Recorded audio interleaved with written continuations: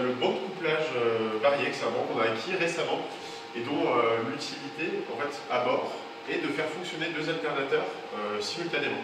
C'est-à-dire que comme on peut trouver par exemple, on va dire à terre, on peut trouver des petits groupes électrogènes. Et donc en règle générale, on n'en a qu'un seul. Quand on est à bord, du coup, en règle générale, on a plusieurs groupes électrogènes et on a besoin qu'ils puissent fonctionner simultanément. Donc pour ça, on utilise ce type d'armoire. Donc ça, c'est une armoire réelle qu'on a acquis récemment avec l'école. Et donc cette armoire, du coup, permet de les faire fonctionner ensemble. Donc c'est très intéressant comme système parce que du coup, on a vraiment un système qui est complètement réaliste. C'est un système qui est purement industriel. Vous pouvez voir, c'est pas du tout pédagogisé, c'est complètement réel.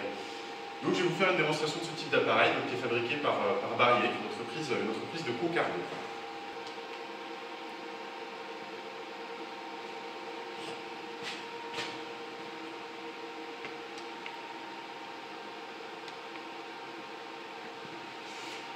Ok, c'est parti.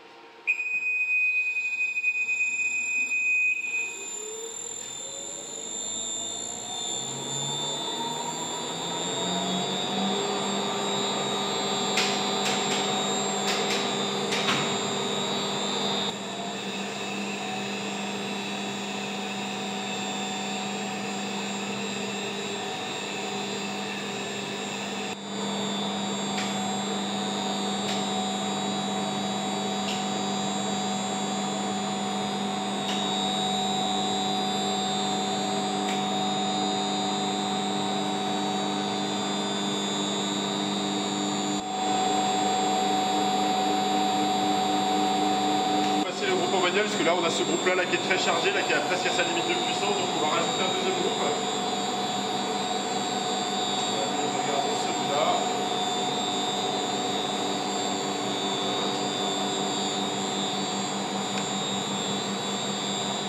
On a un petit problème de vitesse.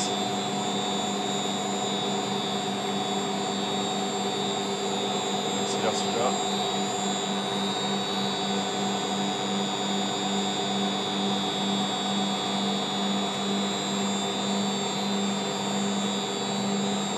Ok. On va ralentir.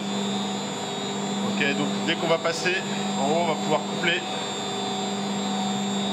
On a du synchronoscope. Et attention, 3, 2, 1, c'est parti. Maintenant, on va équilibrer les puissances.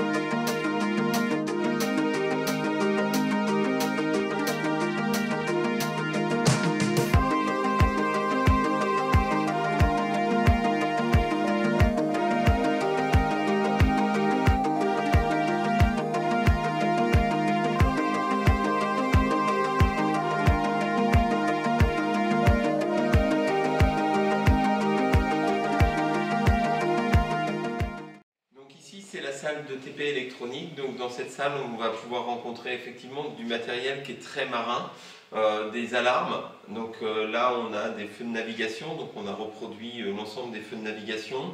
Sur le côté, la gestion des alarmes telles qu'elles pourraient être en salle machine.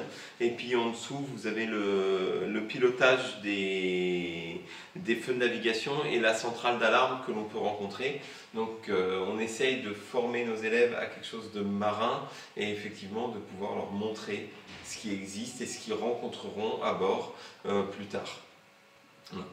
Donc dans cette partie-là, nous allons aussi rencontrer des automates ou des appareils qui sont très maritimes, c'est-à-dire des capteurs modernes et communicants. Donc ces capteurs ici qui sont de chez IFM travaillent en IO-Link, c'est-à-dire qu'en fait, ils récupèrent l'information via la sonde de température, puis après ils communiquent avec des boîtiers tels que ceux-ci, et les boîtiers communiquent après sur le réseau Ethernet jusqu'à la salle machine qui vont communiquer en Ethernet avec n'importe quel ordinateur.